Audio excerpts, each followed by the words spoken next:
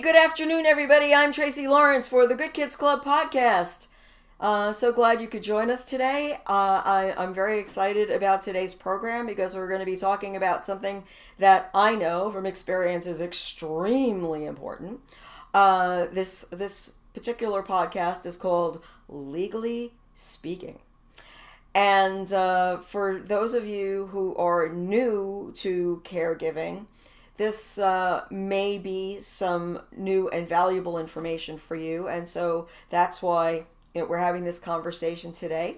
And today I am happy to be joined by my new friend, Jerry Burns, who is a representative of Legal Shield, which is a legal documents company, and she'll be able to tell you a little bit more about Legal Shield and how it works. And today we're going to be talking about why adult children of aging parents really need to know a few things about law and legal documentation, because there are some things that are built in our society that make it very important for us to have legal authority to do things when we want to help loved ones. We have a law called HIPAA, which is the Health Identity Protection Act. I forget exactly what the acronym stands for, but the Portability Act. And the whole idea was to protect privacy, right? The whole idea is that, we all have data associated with us. And if we're not careful, then that data can get into the wrong hands and people can do things with our private data. And while that was a very noble idea, as we age and we need to have others, especially adult children in a lot of cases, come and intervene on our behalf, they can be thwarted by HIPAA laws. Same for married couples, by the way. A lot of people don't realize that just because you're married to somebody doesn't mean that you can legally speak for them. And that you need to have documents that empower someone else in your life to be able to speak for you if you cannot speak for yourself. Now, because human nature makes us fearful of these kinds of things happening, we don't want to think about unpleasant things happening, right? Nobody does. And we have a tendency to put stuff off. We have a tendency to deny that there's a problem. And once we know that there's a problem, then we procrastinate on doing something about it. But today we're going to talk about things you really need to think about before crisis happens.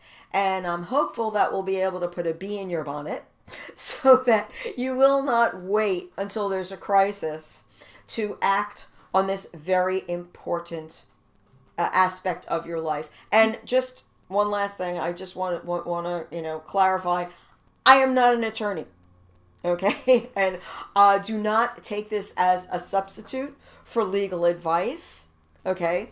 I am just a very highly knowledgeable person who's been through a lot of crap in her life, and that's why I know about all this stuff. Okay? So, without further ado, I'd like to introduce Jerry Burns.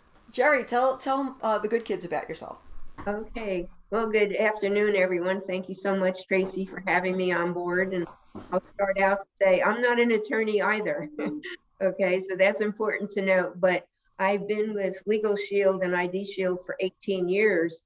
And so I've learned a lot about the laws and the needs of legal documents through the process. So thrilled to be able to chat with you guys about our topic today.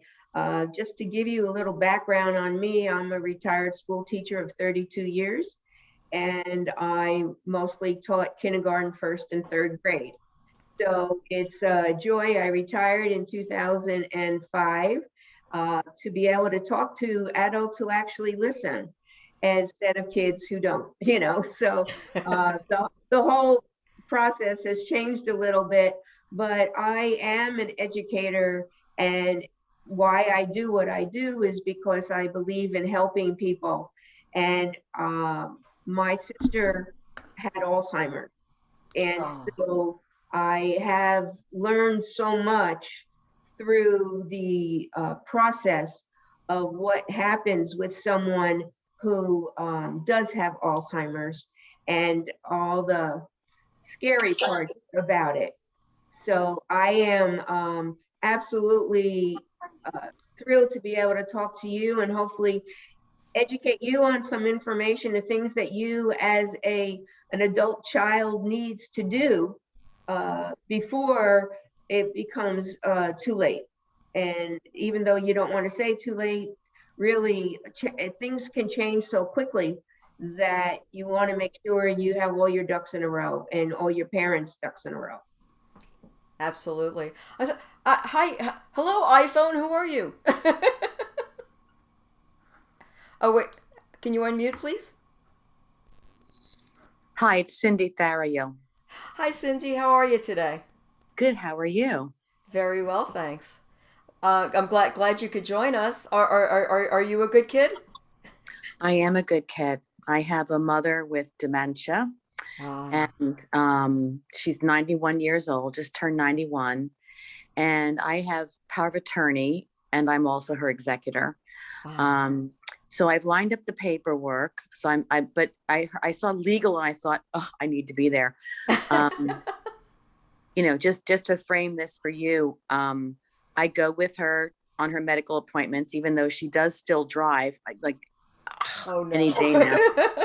I know. I would love to understand the liability. I mean, if you speak with her, you will think that she's perfectly coherent Hmm. until someone puts the conversation into a frame where they say, yeah, she's telling you a story that happened 25 years ago, or yeah, that's not really what happened yesterday. So, Mm. but she can still navigate from point A to point B. She lives in a very low traffic area. And I keep letting her drive, to get to the post office, which is a half a mile down the road. But my fear is that somehow I will be liable if she is in an accident or causes an accident, God forbid. Yeah. Um, Oh so, yeah. so there are lots of issues. Yeah, Mhm. yeah, yeah. Well, now again, I'm not an attorney, but your mom is mostly liable for her own behavior, and until she is found to be cognitively incompetent, Right. she is she's her own person. She is a mature and she's an adult. Right. However, I often tell folks because once you have that realization that your parent is a danger behind the wheel, Right. the possibility that they could hurt themselves or somebody else weighs on you. It does. And so while you might not be legally liable for anything that she might do to somebody else, Mm-hmm. there's a moral component. Sure.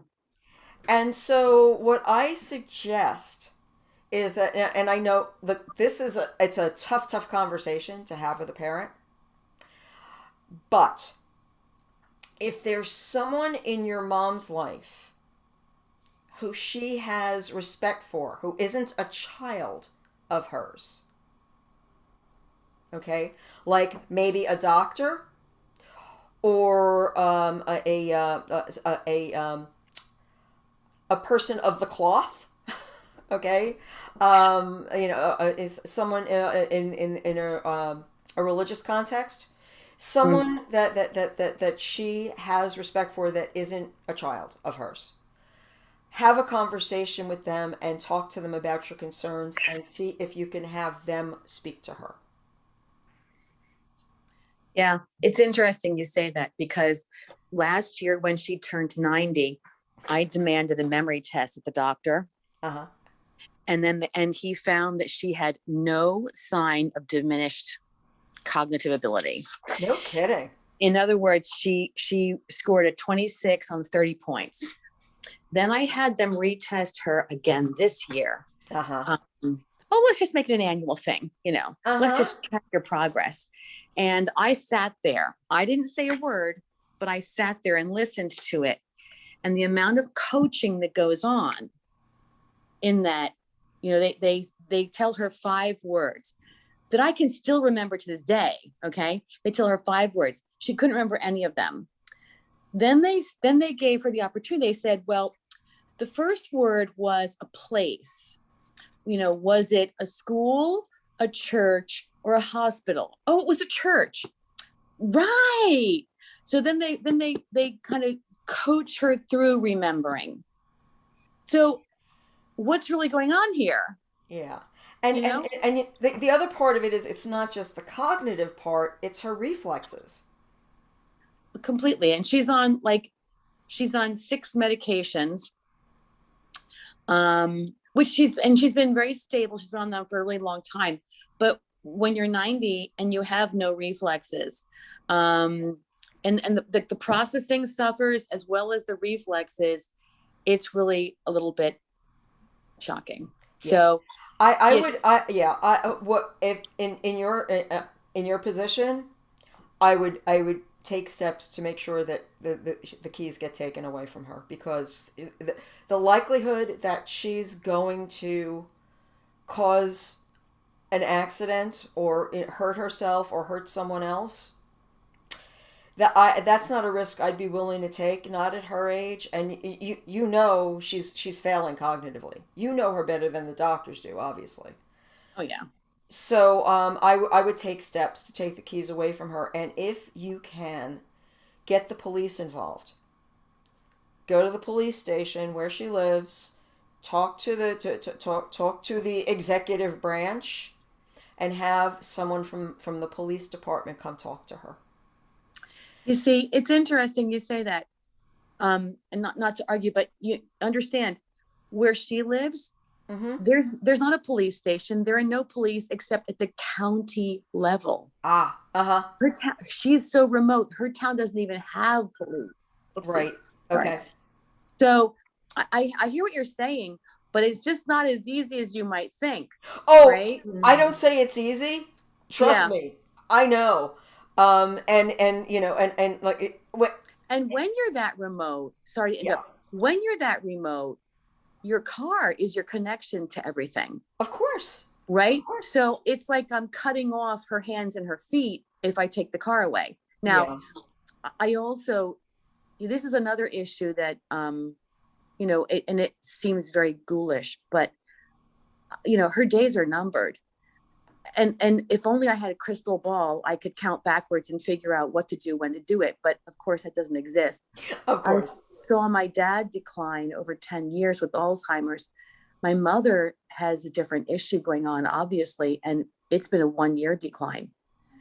It's very, now I realize it started before that, don't get me wrong, medically speaking, but the decline that I witnessed in her over the case of just 12 months has been shocking. Yeah. And so... Yeah. Have you considered moving her? It's not time yet. Okay. She's still functioning in her own house. She desperately does not want to go to any home.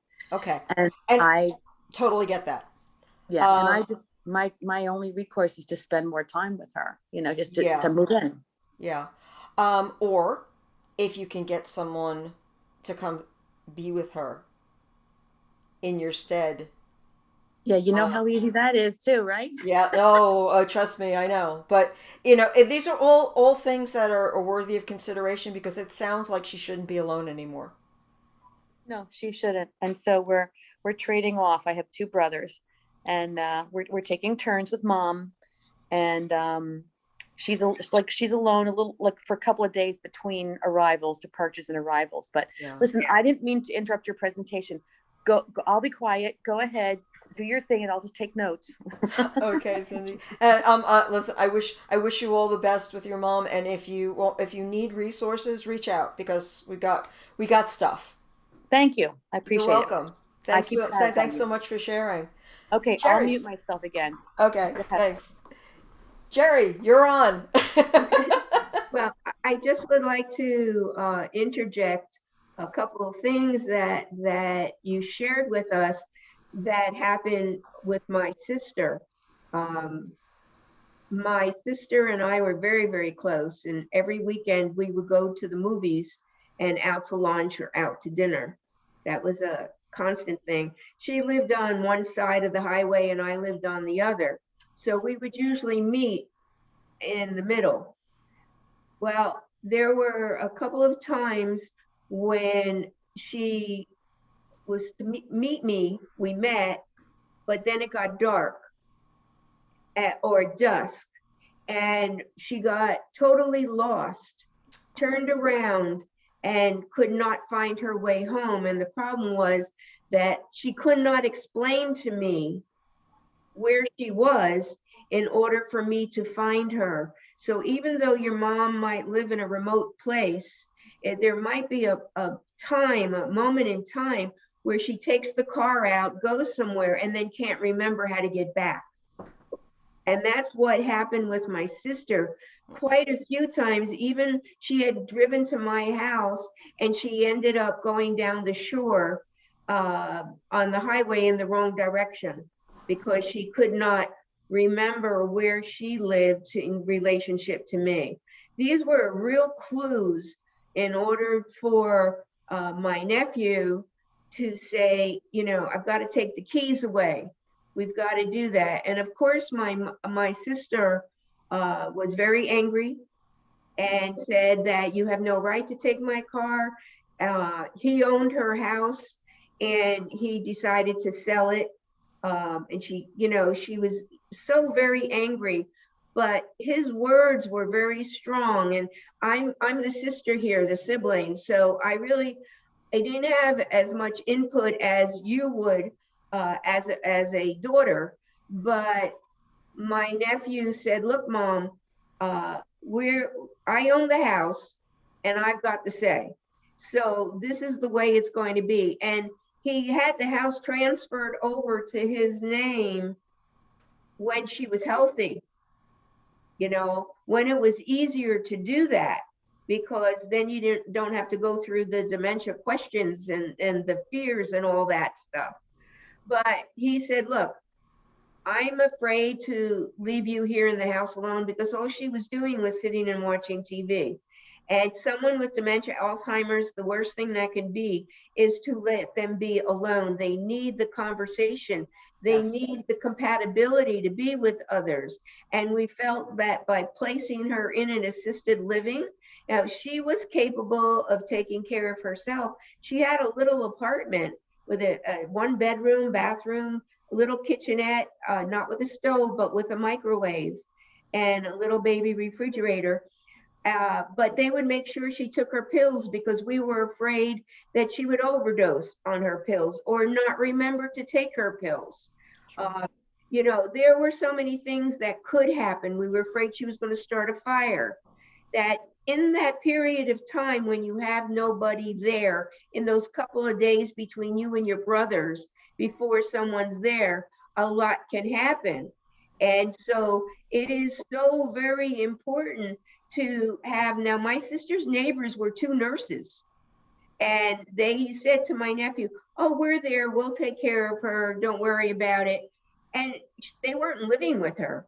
So in that time of separation, so much could happen, where my nephew ended up saying, look, Mom, I went to 15 different assisted livings and I narrowed it down to 2. I'm going to take you to both of them and you make the decision which one you want to live in. And she, because she still was cognitive, she was able to make the choice. And even though when we brought her there, it was very frightening because my sister, well, she was only 71 years old. She's 70 actually, but oh no, I'm sorry, 68 when we brought her there. So she had dark hair and she was walking, and everybody there was in wheelchairs and looking very, very old and slumped over. And it was, we were all crying. It was just very, very scary. But my sister grew to love that place within a couple of days. She made a lot of new friends.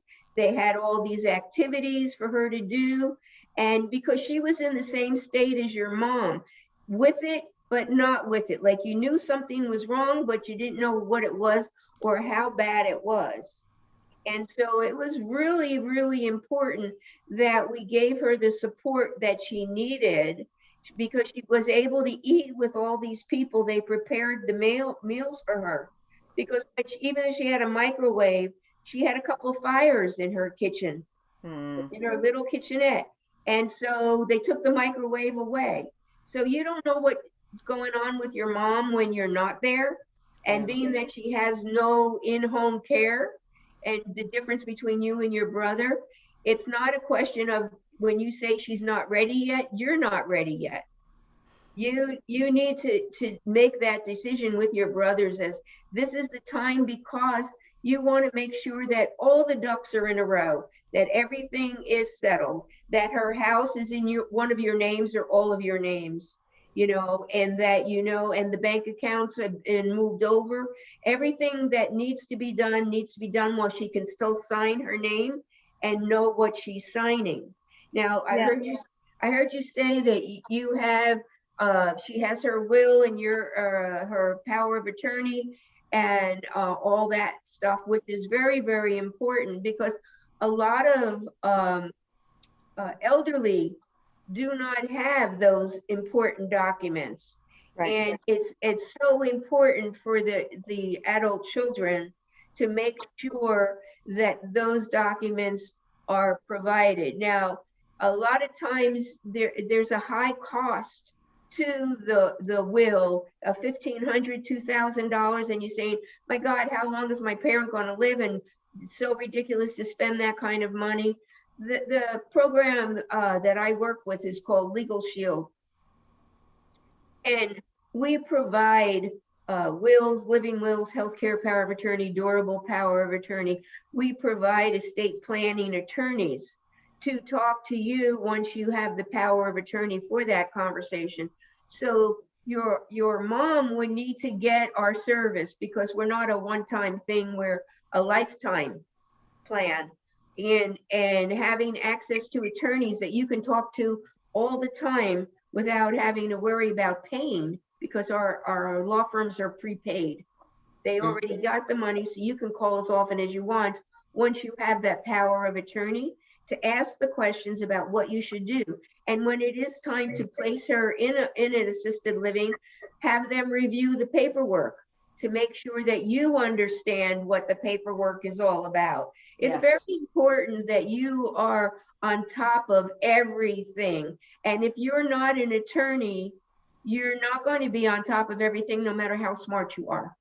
Right. Okay. And even if you are an attorney, if I may, Jerry, if you don't know the elder law and the estate planning side of things, you can also be screwed. Very, very, very true. So they, they can help you sell the house. They can help you do the closing. I mean, there's so much that needs to be done where you don't have to take it all on your own and with your siblings, and to know what's the right way to go, what's the wrong way to go, to give your mom the peace of mind that she deserves, but more importantly, for you as the kids, so that you can feel that she's going to be taken care of. She's 91, she could live to 101.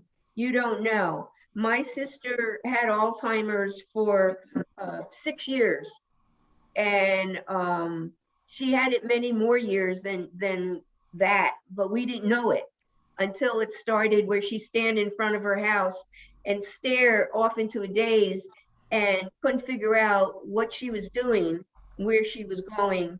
It was very frightening. It was very, very frightening. Yeah, in my mom's case, she has congestive heart failure. So the life expectancy is not what it would be if it was only, and I don't mean to disparage it, but only memory loss. Sure. She has medical complications. And so, she's not going to hit 101, but she could go a few more years. And, absolutely. Absolutely. And, well, here's the thing. My sister was very healthy. She had diabetes, but she was very healthy. And when she went to the doctor, they said that she'll live forever. And Yeah. it was that her mind was going, okay? Right. But then COVID came Right. and put her in isolation, which was the worst thing that could happen to a person with Alzheimer's and dementia, because that was the reason why we took her out of her house, was to give her the compatibility to be with others. But because they had put her in isolation, her brain was telling her she wasn't hungry and she wasn't thirsty. So she became dehydrated and she was neglected. And when they finally took a look at her, because the staff was afraid to go into the room, then she was in such bad condition that they had to rush her to the hospital. And within 2 weeks, she died. Now, That is criminal. she was supposed to live forever. Right. And because of COVID complications, she died so much sooner. And I can be totally transparent with you and say that I'm sort of glad that she did. If anything good could come out of COVID, it was that my sister didn't have to deal with the pain of not remembering who we were or what was going on. And we didn't have to watch the deterioration of my sister happen. Luckily enough, again, with my service we were able to give her all those estate planning documents for literally the whole plan for a whole year is $300. So it was like, why not get all those documents, get everything all set, everything ready, so we know what we need to do. And the kids didn't have to suffer along with my sister. And I think that's the most important part, is when you have parents with dementia or Alzheimer's, that you make sure that you think about yourselves. I would say think about yourselves more than your parents in this situation, to make sure that you got it all covered and you have it all together, because otherwise it's such a frightening experience. I mean, it was very hard to look at my sister and the changes that took place within her. Within every time I went to visit her, she looked so different that I didn't even recognize her anymore. And and also you'll notice that attitude, like my sister and I, when we were younger, didn't get along. Well, my sister's remembering us not getting along, not these last few years of us having a wonderful time together and letting bygones be bygones. And so she treated me very, very poorly, and she was very kind to my brother and to her kids. But for me, I always got the blunt of it. So it's not something that I wanted to be around, but I love my sister dearly and I miss her very much. But I know that she's in a better place now, because now she's got it together, I'm sure. And my mom's up there taking care of her. But it's so important for the kids to be aware of everything that you need to be aware. I went for support groups. I thought that was very, very important, so that I can learn how to deal and what it was necessary for me to do and what to expect. What was the transition like? And Tracy does a fantastic job, and that's why her blog is so valuable for others. But those are just some of my thoughts. Thanks, Jerry. Okay. Well, I see, and my friend Diane has joined us. Hi, Diane. Hi. And we're I see by the clock that we've already burned through 30 minutes. Oh my goodness. Jerry, I want to thank you so much for joining us today. Is there a way that that viewers or listeners can find you, so they can ask more questions about legal services? Oh, absolutely. My website is simple. It's www.jerryburns.com, but Jerry is spelled with a G, GERRIBURNS, one word. And I also have a phone number of 732-707-7933. That's my work number. And my email is Jerry Burns, again with a G, at Legal Shield Associate Fantastic. And just so you know, guys, Jerry she helps people nationally, so it doesn't matter what state you live in, right, Jerry? That is correct. Yes, I'm in Florida. I am a New Jersey girl. I've lived there all my life until a year and a half ago, right before COVID.